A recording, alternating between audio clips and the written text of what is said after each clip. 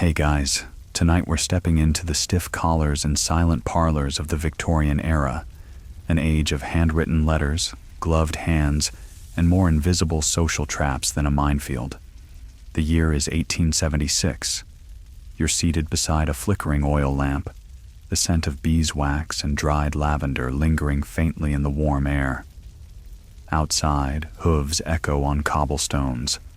Inside, you hold a very curious object in your hands, a delicate ribbon-bound lock of human hair. It's not just hair, though. It's a message, a proposal, a burden, and maybe, depending on how tonight unfolds, a secret you'll never tell a soul. Victorian courtship wasn't just complicated, it was practically weaponized. The wrong gift, the wrong glance, the wrong placement of your parasol could get you married by accident, or worse, ostracized from polite society. So, before you get comfortable, take a moment to like the video and subscribe, but only if you genuinely enjoy what I do here, and I'd love to know, where are you listening from? And what time is it right now where you are? Now dim the lights, maybe turn on a fan for that soft background hum, and let's ease into tonight's journey together. You're sitting at your vanity table in a narrow townhouse in Bath. The walls are papered in faded pink florals, and the drawer you just opened holds letters you're not supposed to keep. And the lock of hair, still glossy, a dark brown coil tied with navy ribbon, was hidden beneath them.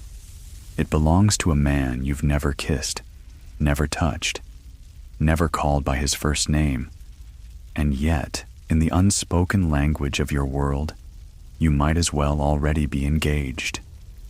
You gently close the drawer. It isn't that you don't like him. He's kind, polite. He once saved a child from being trampled by a startled carriage horse. But you don't know him. Not really. You've only spoken to him 3 times. Twice during supervised walks, once when he visited with your cousin Eleanor and sat exactly 2 chair lengths away. Each time your entire exchange would have fit on a calling card. And still, he sent hair. A knock at the door. You stiffen, heart jumping. But it's only Mary, your maid, coming in with hot water and a raised brow. She says nothing, of course, but she's seen the hair. She always does. You rise and let her pour the water into the porcelain basin. The scent of lavender-scented soap hangs between you both as you wash. You watch your own face in the mirror, an oval of ivory skin and worry. In this house, mirrors are rare. You have this one because your late aunt left it to you in her will, and it's rumored to be French. You often wonder if it shows you as you really are. Later that morning, you descend the narrow staircase, gloved and corseted. Bonnet perfectly positioned. You're going out with your mother and 2 other young ladies for a proper walk through the Royal Crescent. It's not really for the exercise, it's for the viewing. And being viewed, you already know he'll be there. He's always there on Wednesdays, with his cousin and his ridiculous hat, and that habit of pausing by the fountain to pretend he's not waiting. You keep your eyes down as you walk past him, but your cheeks warm all the same. He doesn't look directly at you, of course. That would be vulgar. But he does raise his hat. Barely. A quick lift and tilt, and then it's back in place as if nothing happened. And your heart pounds, because that one small gesture says more than a dozen conversations. Victorian flirtation was a masterclass in subtlety. What the eyes whispered, the mouth never confirmed. You've practiced this. Every girl has. You learned it not from your mother, who doesn't believe in talking about such things, but from your friends, your governess, and those wretched etiquette books with their yellowing pages and crumbling spines. Do not flirt, but also do not be cold. Do not speak too boldly. but never appear dull. Smile, but not too often. Never walk too fast. Never walk too slow. At the park's edge, you pause to let your mother exchange pleasantries with a family friend. Your escort, a quiet girl named Lydia, leans in and whispers, "That's the second time this week." You blink at her, confused. "He looked at you again," she explains, trying not to smirk. "I think it's war." War. That's what they call it sometimes in jest. Because love, at least respectable love, must be fought for. Disguised. Earned through acts of valor like holding umbrellas in the rain and never ever letting a woman walk by the gutter. You look down at your gloves. They're pale cream, trimmed with modest lace. His hands are larger than yours. You remember noticing that when he passed you a cup of tea at the church social. You remember that he didn't touch your fingers, but the tremble in his hand told you he wanted to. That night, you sit again by your vanity. You unlock the drawer. The lock of hair is still there, of course. But tonight, you notice something else. A tiny folded scrap of notepaper tucked underneath. You didn't see it before.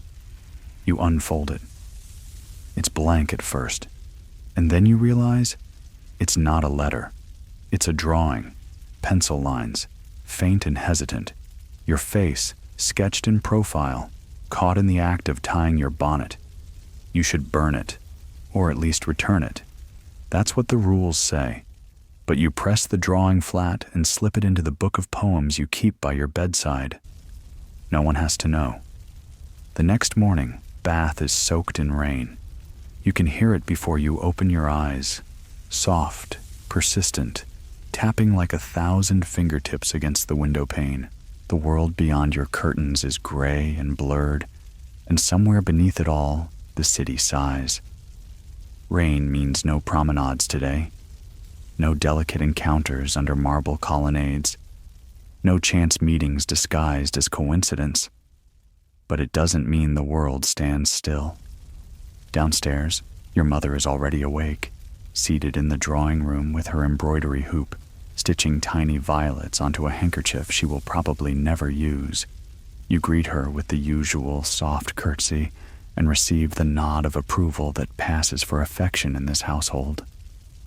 Your father, as always, is absent, off to his club, where women are never mentioned and everything smells faintly of cigars and old leather.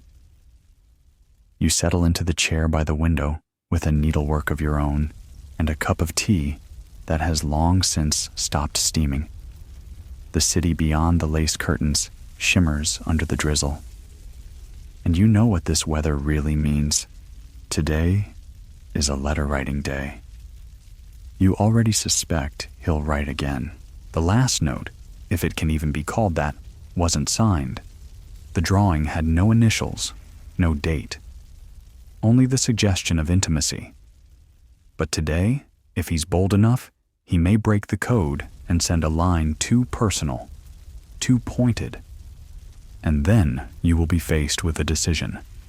Because Victorian etiquette doesn't just govern the act of courtship, it governs your response to it. And the first rule is painfully clear. Never accept a gift from a gentleman.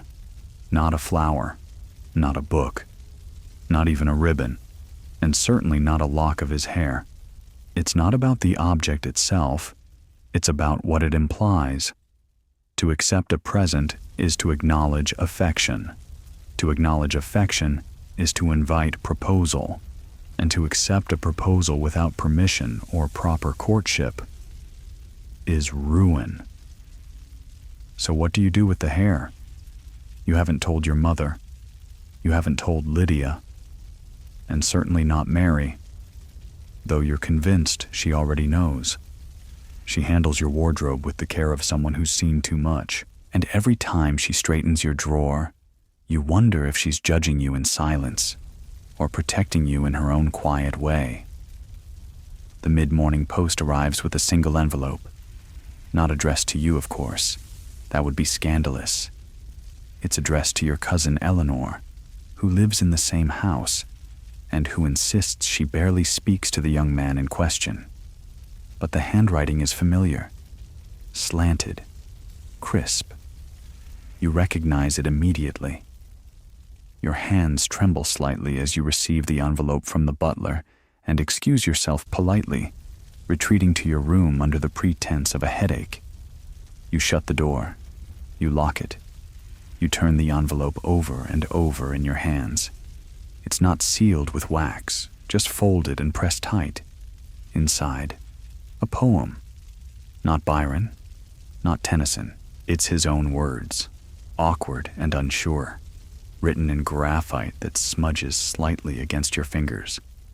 If my gift offends, forgive the hand that meant no harm, but know the heart that sent it feared silence more than shame.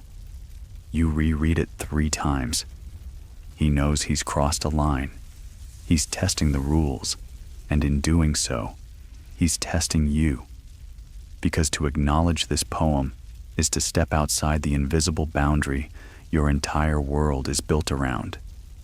And yet, it was slipped to you through a family member, not handed directly, not traceable. It's the gray space, the courtship twilight zone, a gift disguised as non-gift. You return the note to the envelope and place it between the pages of your prayer book, somewhere near the Psalms, which feels both ironic and appropriate. And then, as if trying to cleanse your thoughts, you prepare to visit the florists with your mother. The rain has thinned to a misty veil, and the streets are slick with puddles that reflect passing carriages and the occasional umbrella. You hold yours tightly as you walk beside your mother, who talks only of the price of roses and who might be hosting the next garden party.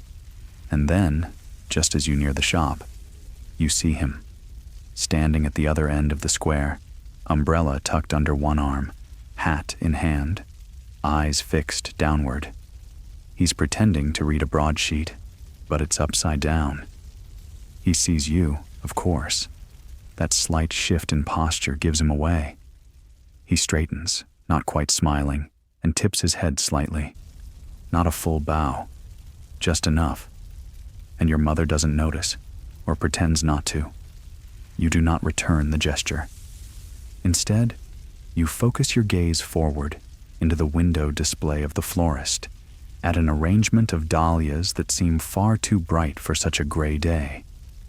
Inside, you busy yourself with sniffing violets while your mother inquires after lilies, but your thoughts are elsewhere. You're thinking about the poem, about the hair, about the look on his face as he raised his hat in the rain.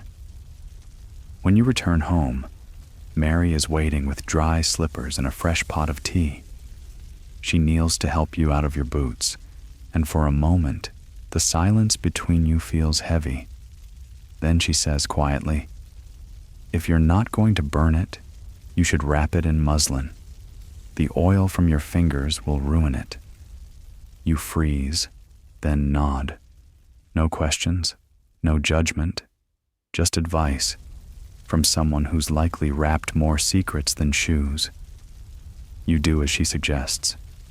That evening, you wrap the lock of hair in pale muslin and tuck it into your drawer again, between a bookmark you never use and a sachet of lavender. You tell yourself you will not take it out again. At least, not tomorrow. The following Sunday dawns clear and pale, the kind of sky that looks freshly washed. The bells of St. Swithin's ring out across the rooftops of Bath, soft and persistent, as you smooth the creases of your gloves and prepare for morning service. Church is not just for worship, it's the most reliable theater for observation. You know this. Everyone knows this. You descend the staircase with your mother and cousin Eleanor, voices hushed, boots polished, expressions composed.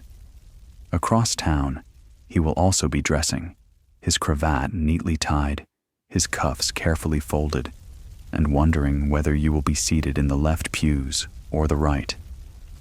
You take your place near the front, hands folded primly in your lap, bonnet angled just so.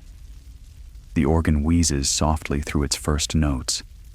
People settle, heads bow, and as the opening hymn begins, you feel that unmistakable flicker.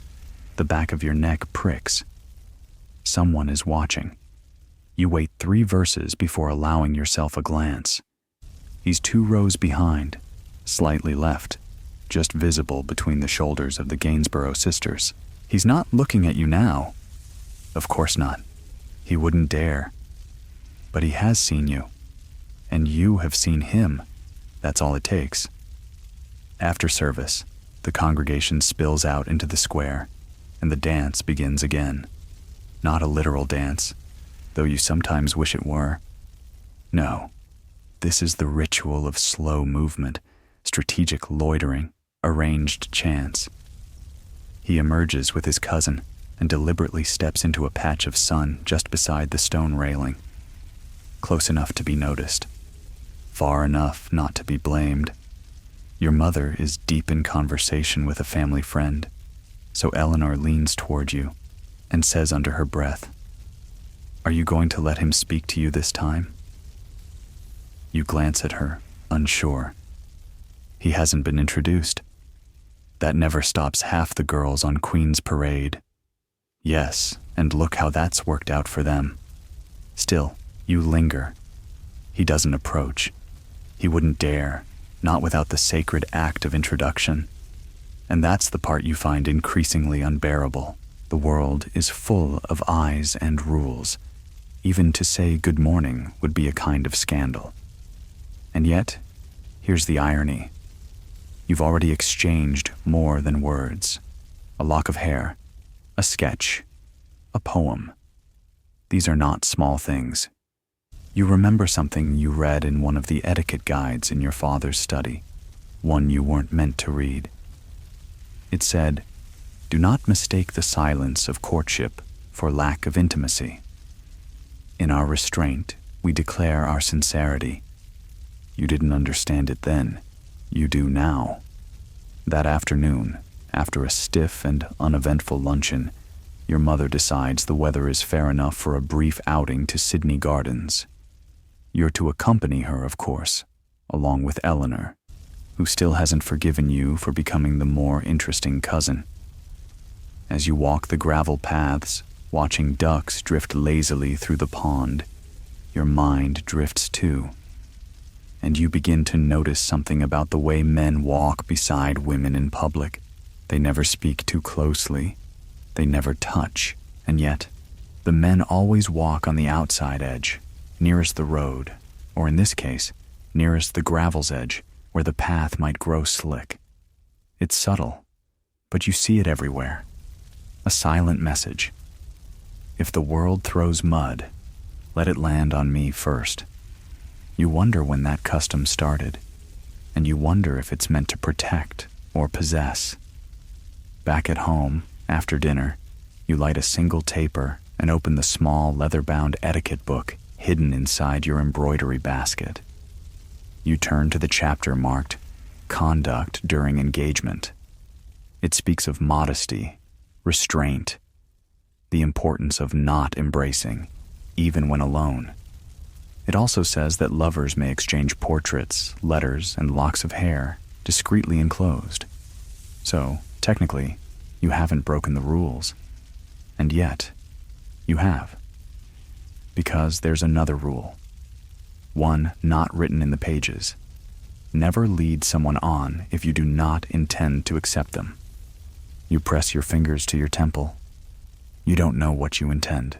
Later that evening, Mary knocks gently before entering with the hairbrush in your nightgown. She says nothing as she sets the brush on the table, but as she turns to go, she hesitates. "Miss," she says, eyes still on the floor. There's a difference between giving someone hope and giving someone permission. You blink. I haven't said anything. I know. That's why it matters. And with that, she's gone. You sit very still for a moment. Then you reach for the drawer. The lock of hair is still there, now wrapped in muslin, like something holy or dangerous. You could return it. Pretend it was never opened. Let your cousin pass it back through some polite channel, but you don't. Instead, you wrap it a second time, inside a lace handkerchief of your own, and beside it, you place a small pressed violet from the garden path. Not a gift. Not really. Just something to say. I heard you. The next few days pass in a quiet blur of domestic routine. Morning tea, afternoon embroidery, endless commentary on weather and cousin marriages. But the tension beneath your collar never quite goes away. You carry it with you like a secret note tucked into your glove. The knowledge that something has shifted. And on Thursday, it happens. You are invited to a ball. Not just any gathering, but a proper affair hosted by Lady Bellamy, a widow with money, influence, and a reputation for matching people like pieces on a chessboard. The invitation is addressed to your mother, of course, but your name is listed plainly beneath hers. In fine script, the words to be accompanied by daughters, if of appropriate age, signal your inclusion and your opportunity. You aren't sure if he'll be there. You don't ask. But that evening, as Mary helps you select a gown, she hums under her breath in a way that tells you she already knows. You choose the lavender dress, the one with pearl buttons at the wrist and a neckline just low enough to suggest, not promise, never promise, possibility. Mary pins your hair in soft coils, then offers you a pair of gloves without prompting. You take them. You don't need words. You're both playing roles tonight. At the ballroom, the air is thick with candle smoke and perfume. Crystal chandeliers drip light onto satin and silk. The room is alive with the sound of polite laughter and orchestral warmth. But you feel as though you're underwater, floating between introductions, curtsies, and the clink of champagne glasses. You spot him before he sees you. He's standing near the punch table, speaking with a friend, tall, upright, visibly uncomfortable in formal wear that fits too tightly across the shoulders. His hair is neat tonight, too neat. He looks like someone who wants to impress and doesn't know how. Then, he sees you. And just like that, the whole room narrows, but neither of you moves. Because you can't. Not until someone, somewhere, makes the move that matters most in this world. An introduction. And sure enough, after a flurry of polite chatter and whispered arrangements, it happens. Mrs. Langford, a neighbor with far too much time on her hands and a passion for matchmaking, glides across the floor like a social swan and performs the ritual. Miss Eleanor Fairchild, may I introduce Mr. Nathaniel Ainsley? Your cousin accepts the greeting with a flutter of lashes and an insincere smile. You stand just behind her, and he glances toward you, but says nothing, because he hasn't been introduced to you. Not yet. But then, Mrs. Langford turns slightly, and Mr. Ainsley, this is Miss Margaret Linton. Your name falls into the air like a stone into still water. He bows. You curtsy. And just like that, the world becomes possible. The orchestra begins a quadrille. You are not asked to dance, not yet, but now he may approach without offense. You wait. You breathe.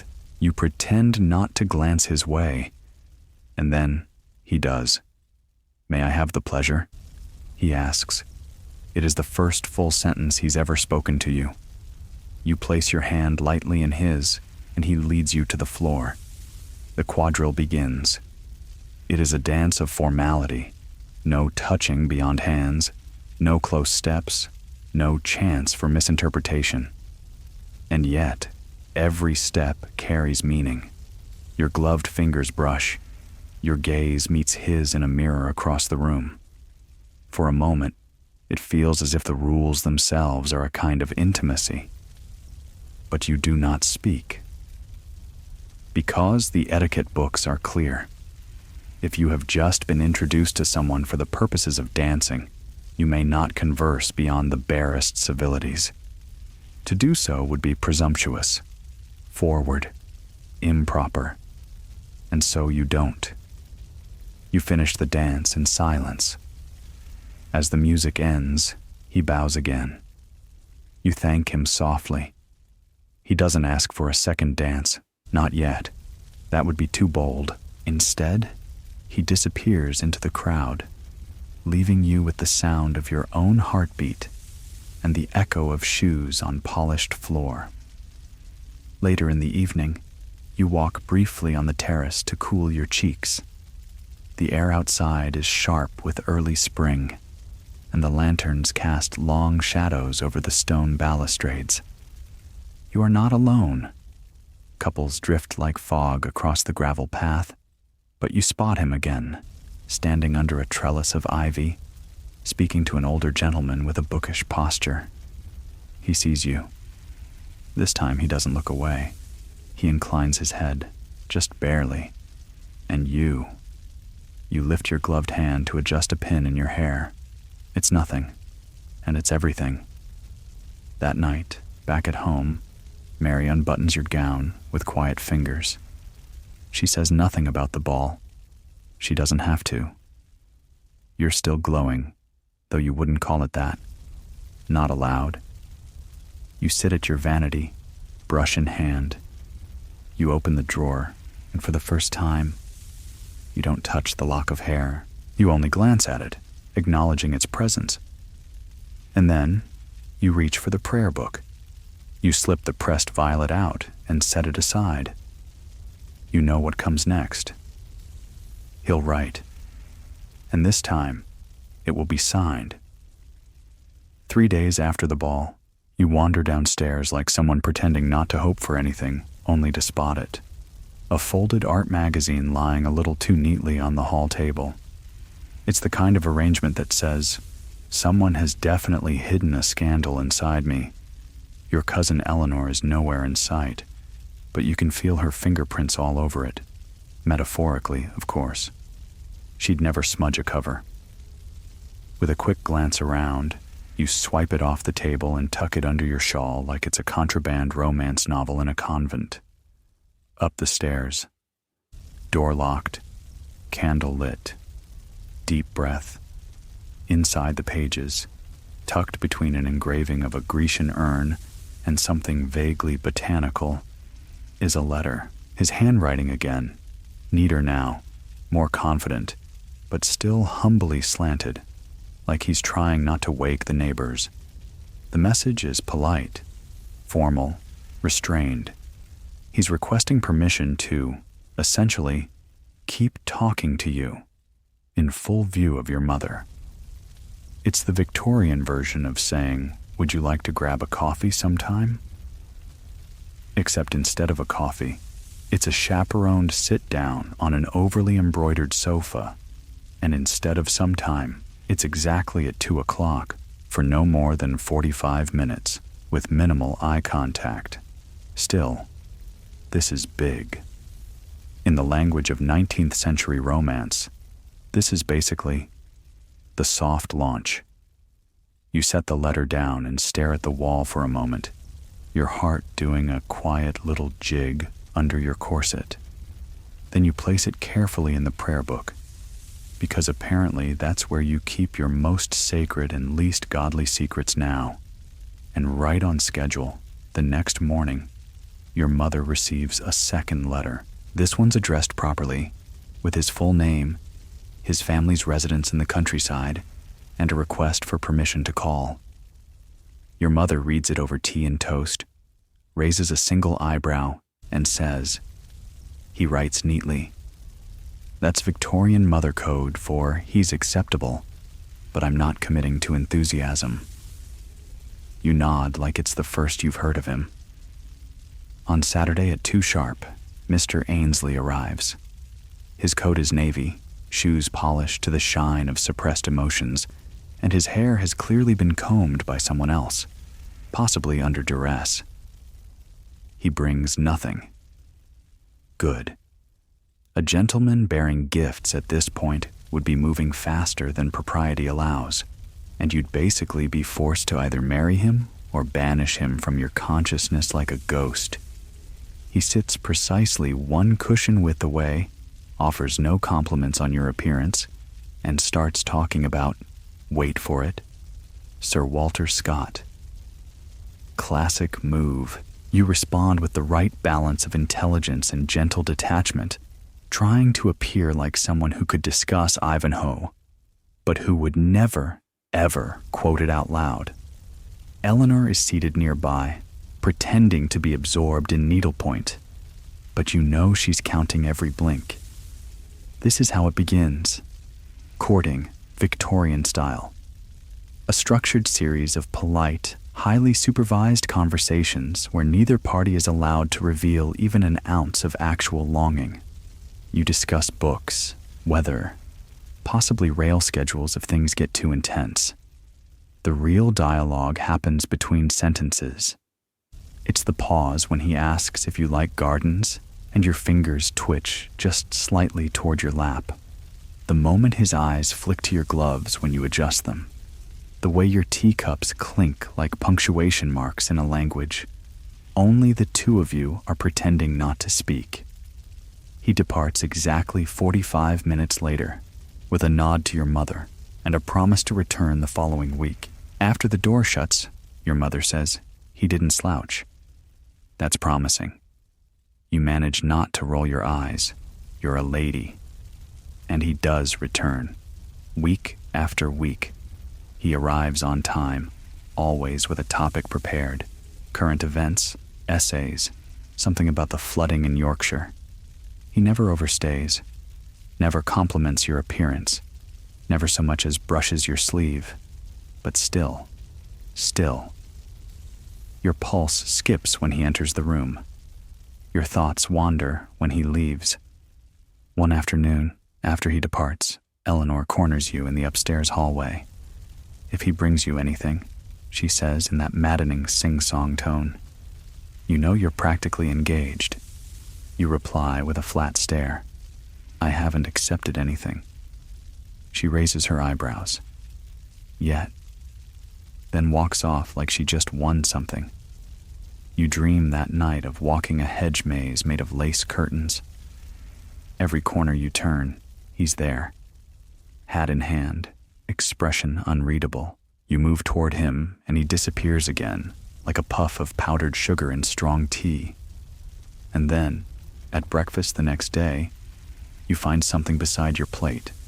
A folded note. No seal. No name. Just a soft square of card tucked under your spoon. Inside there's no message. Just a small inked drawing of a gloved hand holding a violet. Yours, if you're honest. No signature. No flourish. But he's speaking.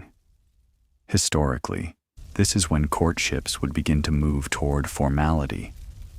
Though Victorian social historians still debate whether an unaccompanied token like this constituted a proposal or simply an escalation of intention. Depends which etiquette manual you ask, or how easily scandalized the chaperone was. You slip the card into your drawer beside the lock of hair. You're not engaged. You haven't even had your second waltz. But you've entered the part of the story where every silence, every gesture, is pregnant with meaning. And if you're not careful, you're going to end up accidentally agreeing to marry a man you've never even touched. But hey, at least he reads Scott. A week passes, then another. And like a particularly well-bred ghost, Mr. Ainsley appears every Saturday at 2. Stays 45 minutes, and vanishes before anyone can accuse him of overfamiliarity. It becomes routine, which would be comforting if it weren't also slightly terrifying, because now people are watching. Your aunt mentions his name over tea, casually, too casually. A neighbor accidentally asks if he's musical. Even Mary, your unflappable maid, begins fluffing the sofa cushions with a suspicious amount of care around 1:50 p.m. In the Victorian era, this was known as a formal courtship. According to the standards laid out in countless etiquette guides and women's magazines of the time, once a gentleman received permission to visit and did so regularly, it was assumed he had intentions. Not necessarily matrimonial intentions, but let's be honest, there weren't that many other kinds.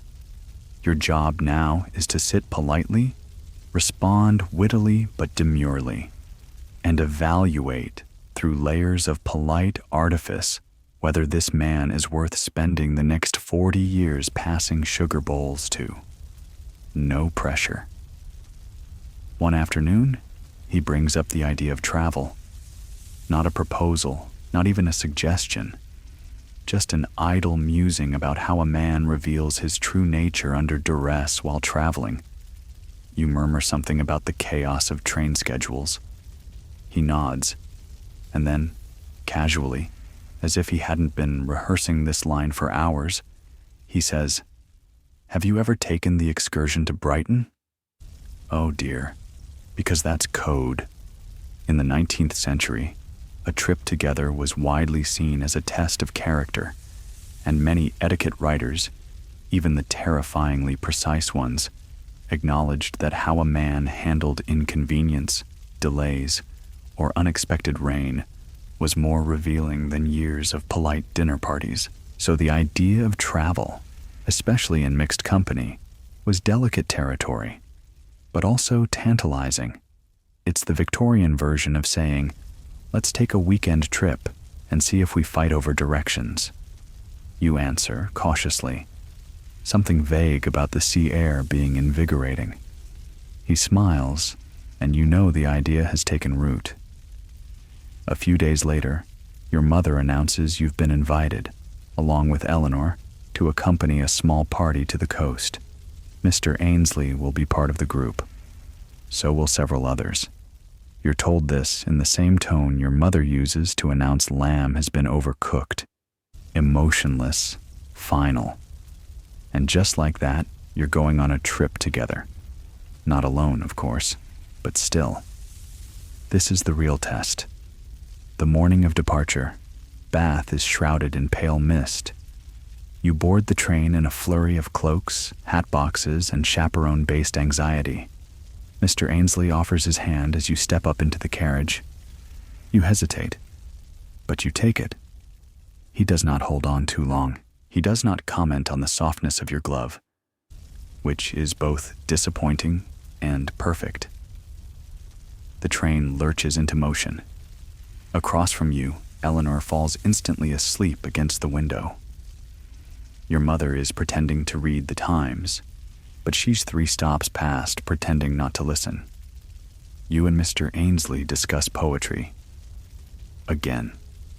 You're beginning to suspect he believes all women only read poetry. To be fair, he's not entirely wrong. But then the train halts, suddenly and without explanation, in the middle of nowhere. Outside, fog curls around distant hedgerows like something out of a Gothic novel. Inside, the passengers begin shifting uncomfortably. Eleanor wakes and groans. Someone spills a bit of tea on the seat. The air grows stuffy, and all eyes eventually turn to the men. This, after all, is the Victorian moment of truth. How does he respond? He does not panic. He does not grumble about the inefficiencies of public conveyance like the gentleman in the opposite corner. He simply stands, removes his gloves, offers to help open the window slightly, and, when the conductor walks by, politely asks for news without raising his voice. You make a note of that. Victorian etiquette books often emphasized a man's temperament under stress as a more valuable trait than income or birth. Some even claimed that a fit of impatience in travel foretells tyranny in marriage. Historians still debate whether these claims were exaggerated moral lessons or genuinely feared red flags, but for you, the theory is being field-tested in real time. Eventually the train resumes. You arrive in Brighton slightly delayed, slightly rumpled, but still on speaking terms with the entire carriage, which, by Victorian standards, is a romantic success. Your group strolls the seafront, where wind whips the lace from your sleeves and salt clings to your lips. He walks beside you, on the side nearest the road, of course. A small but crucial gesture. Back then, it wasn't just chivalry. It was a rule. A gentleman walked curbside to shield a lady from mud, horses, and the occasional fishmonger wagon. Even today, some men still follow that rule. Whether out of gallantry or guilt, nobody's quite sure. As the afternoon fades, the group drifts into smaller pockets. You and Mr. Ainsley end up standing at the edge of the beach, watching waves roll in like quiet applause. He says nothing at first. Then softly, almost idly, he murmurs, "I should like to see more days like this." You don't answer right away, because your brain, unhelpfully, is analyzing every possible meaning behind should like. Conditional, hopeful, tentative. It's like decoding romantic Morse code with a half-functioning receiver. But in the end, you simply nod. Not too fast, not too slow. That night, back at the guest house, you stare at the ceiling while Eleanor snores with theatrical drama from the other bed. You replay every step, every glance, every sentence. He didn't falter. He didn't fuss. He didn't flirt too freely or pull back too far. He passed the test, which only leaves you with one problem. Now what? You wake the next morning to the scent of coal smoke and boiled eggs, the familiar perfume of a British seaside guest house trying its best. Sunlight spills in through thin curtains that flutter in the breeze, and Eleanor is already awake, sitting upright, brushing her hair like she's the heroine of a serialized novel, which, to be fair, is exactly how she behaves in all public settings. She doesn't say anything, just gives you a look. That raised eyebrow, eyelash fluttering, so are you engaged or what look? You ignore her and focus on buttering your toast with the concentration of a woman avoiding commitment. The group returns to Bath that afternoon in a more relaxed state than when it departed. The journey home is uneventful. No fog, no interruptions, no tests of moral fortitude. Just soft railway clatter and small, polite nods. Mr. Ainsley helps your mother with her umbrella, your cousin with her bag, and you with, well, your sense of emotional confusion. When you arrive home, Mary is waiting at the door. She doesn't ask questions. She just glances at your shoes and says, "I'll brush them." It's Victorian servant code for I know everything, but I'm not judging you. Yet. That evening, you're back in your room, wrapped in a shawl, staring at your reflection in the dim oval mirror. And you're wondering, not for the first time, how this all must look from the outside. Because here's the thing, nobody tells you. In a Victorian household, you're not the only one watching your courtship unfold. The servants see it all, quietly, expertly, through open doors and well-timed tea trays. They witness every shift in tone, every delayed curtsy, every flush that shouldn't be there, which leads to today's curious fact. Many love stories from the 19th century are actually best preserved not in letters or memoirs, but in the oral histories of domestic workers. Maids and footmen were often the only ones who knew the full shape of a romance, who liked whom, who cried over whom, and who married for affection versus status. There's even a recorded case of a housemaid in Devon who who intercepted 2 secret love notes and used them to blackmail both parties. For better wages. Resourceful, slightly unethical, extremely on brand for Victorian England. You're not about to be blackmailed, thankfully, but you are beginning to realize just how little of your private life is truly private. Later that week, while preparing for a charity tea hosted by the ever-suspicious Mrs. Langford, you overhear 2 footmen whispering about a certain gentleman caller and whether he's got the backbone for marriage or just nice handwriting. You feel mildly exposed and also mildly impressed that anyone noticed his handwriting. It is nice. At the tea, the gossip continues. Victorian social events, especially those involving tepid tea and large hats, were hotbeds of coded commentary. You navigate the crowd with practiced smiles, nodding at acquaintances while dodging loaded questions like, "Will we be hearing bells soon?" And, "Has your mother begun gathering silver?" One woman says, "You look positively radiant today," which is either a compliment or a veiled accusation, depending on the level of eyebrow arch involved. You reply with a smile so vague it could qualify as an ink blot test. Mr. Ainsley, of course, is also in attendance. He stands beside a potted fern, speaking quietly to your uncle about rail stocks, a subject you know he neither understands nor cares about. It's just something safe to say when you're in a room full of floral wallpaper and expectations. When you finally speak to him, accompanied by your cousin and Mrs. Langford, who is always hovering like a vulture made of satin, you notice something strange. He's nervous, more than usual. His hands fidget. His gaze avoids yours. And then, in a voice pitched so precisely between casual and calculated that it sounds rehearsed, he says, "May I call on your family this Friday evening?" The entire room goes a little quieter. Or maybe it just feels that way. Because Friday evening, in Victorian etiquette terms, is not just another visit. It's not casual. It's not coincidental. It's a statement. People propose on Fridays. Your brain, of course, immediately begins short-circuiting. You nod. Not too fast. Not too slowly. Just the right level of genteel panic.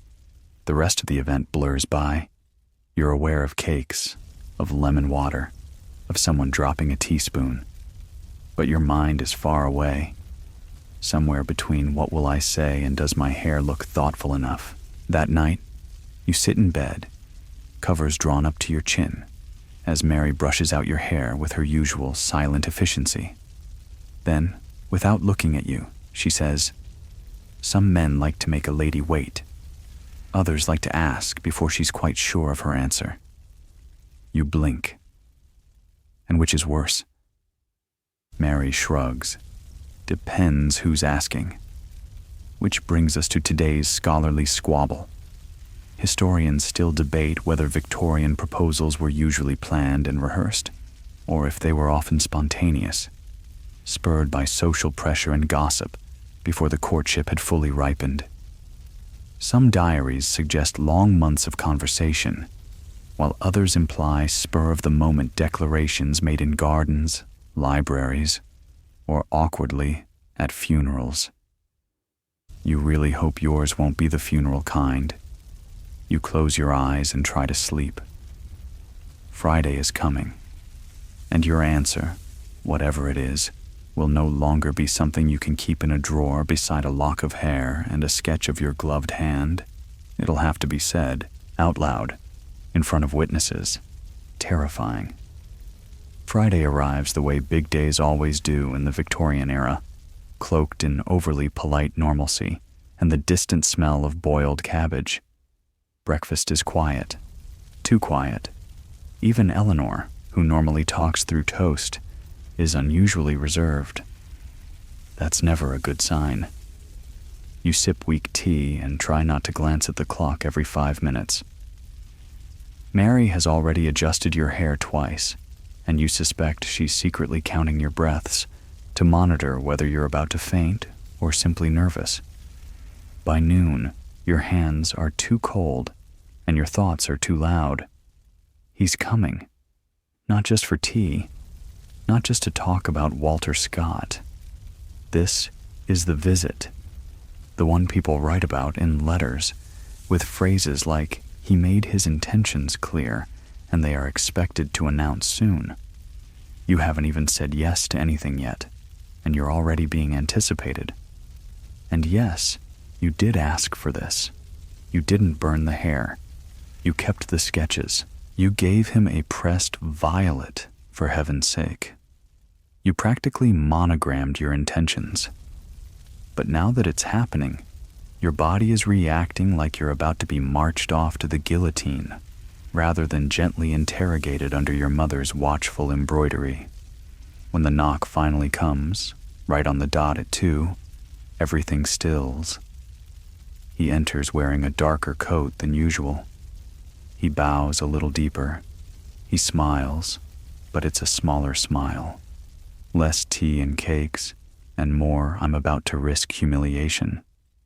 And then, to your horror, your mother stands and excuses herself, saying she's needed in the conservatory, which is definitely code for, "I want to hear this from the hallway, but not be responsible for cleaning it up."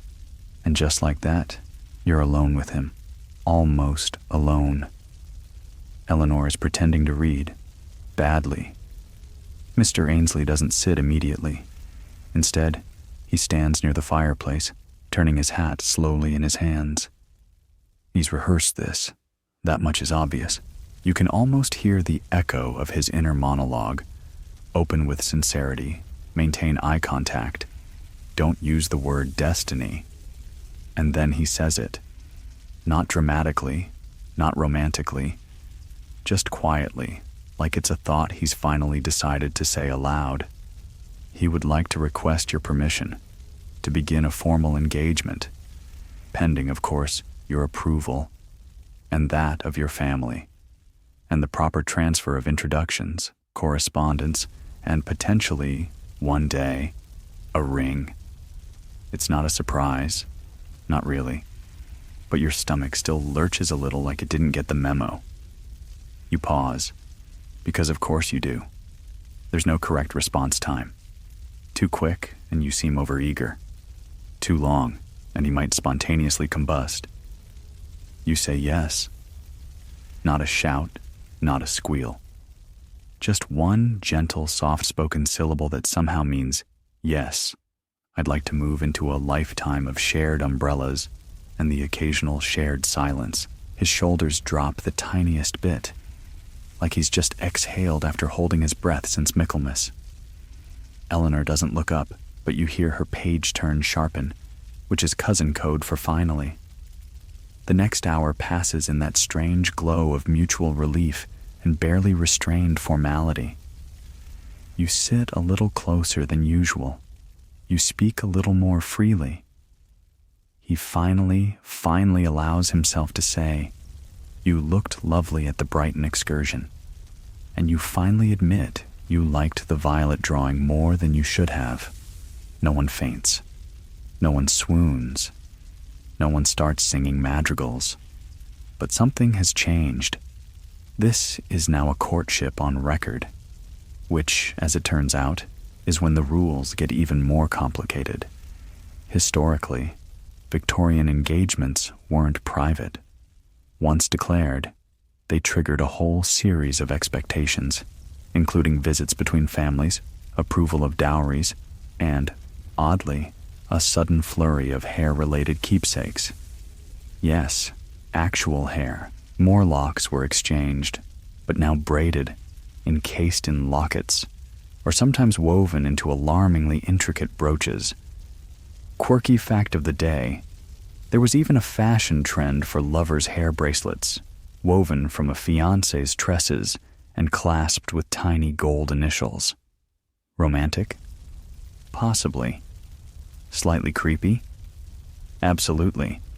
But hey, who needs diamonds when you can wear someone's scalp? And while you may not be ready to start crafting accessories from follicles, the shift is real. You've entered a liminal space between singlehood and marriage, a place full of calling cards, awkward silences, and gentle conversations that sound like poetry, but are mostly about furniture and future addresses. You return to your room that evening dazed, a little breathless. Mary is waiting, of course.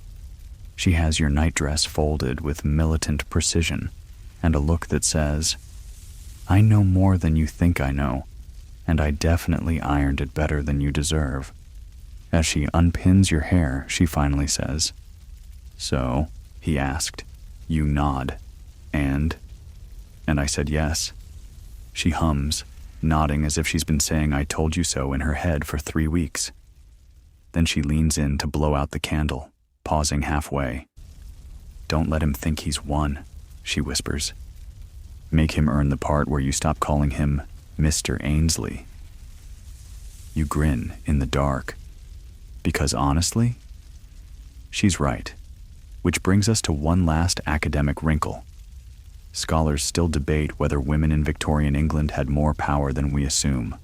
Operating within a rigid system, yes, but mastering its loopholes, shaping outcomes behind fans and flower arrangements.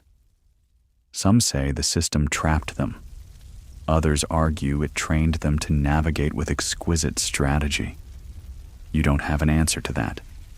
But as you fall asleep with a locket of hair tucked beneath your pillow and the ghost of a smile on your lips, you suspect you're learning how to play the game, and play it well. The next few weeks pass in that odd half-light of a Victorian engagement. Official, but not yet announced in the papers.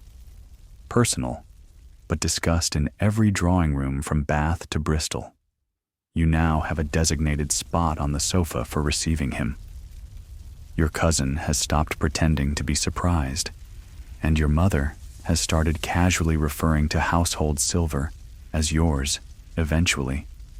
Your name and his have begun to appear together in whispered pairings, much like candlesticks on a mantle, not yet lit, but clearly meant to match. But the strangest part? You haven't actually touched him, not properly. A gloved hand to gloved hand, a steadying palm offered when stepping from the carriage, but no embraces, no stolen kisses, no passionate declarations in the garden while thunder crashes overhead. Just tea and conversation and long, exquisite silences that feel like entire novels. Historically, that's pretty accurate. Victorian couples were often engaged for months before any real physical intimacy occurred. Some didn't even speak without supervision. One well-known couple wrote over 300 letters to each other before their first kiss, which, according to her diary, caused mild dizziness and had to be sat down from. And while you haven't experienced that particular drama, you have received your first official engagement token, a brooch. Not diamonds, not pearls, but something better. A miniature painting of your initials, encased in a gold oval. And yes, behind it, a tiny compartment for hair. Hair again. You're starting to think Victorian love was really just a barber shop with extra steps. Still, you wear it. Proudly, quietly, tucked into your dress like a secret, which is, of course, how all the best things are carried. As your wedding approaches, people begin giving you advice you didn't ask for. Your aunt warns you never to allow wallpaper in a nursery that encourages imagination. Your neighbor insists on placing a lemon tree near the marital bed. No one knows why. Even the vicar gets involved. He assures you that marriage is a sacred bond of patient compromise and separate dressing rooms. But the best advice comes from Mary. "You'll do fine," she says, folding your nightgown with a little too much snap. "Just don't let him win every argument, especially the ones where he uses poetry." You laugh, she smiles, and for a moment, the noise of your future quiets. Now, The room is dark. The window is cracked just slightly, and the late evening breeze drifts in. Cool, damp, and full of soft night sounds. The creak of wood, the rustle of curtains, the distant clip-clop of a horse passing down the cobbled street. You're lying in bed, tucked beneath layers of quilt, and the weight of the day is beginning to slide off your chest like a wool coat taken gently from your shoulders. The world of parlors and invitations and nervous glances feels far away now. In its place, stillness. You trace your finger along the edge of the brooch pinned to your shift. The hair inside it catches the faintest glint of moonlight. You wonder what your life will look like in a year. In 10. You imagine a small cottage with a squeaky door, a garden that never quite behaves, maybe even a husband who remembers which side of the pavement is his. You breathe in, you breathe out, and with every breath, the layers of lace and propriety and unspoken longing loosen just a little. You are still a young woman in a stiff corseted world. But for tonight, you are simply you, warm, weary, and gently surrounded by the sound of nothing in particular. Let the streets grow quieter. Let the night draw in. You've survived Victorian courtship, and that, frankly, deserves a nap.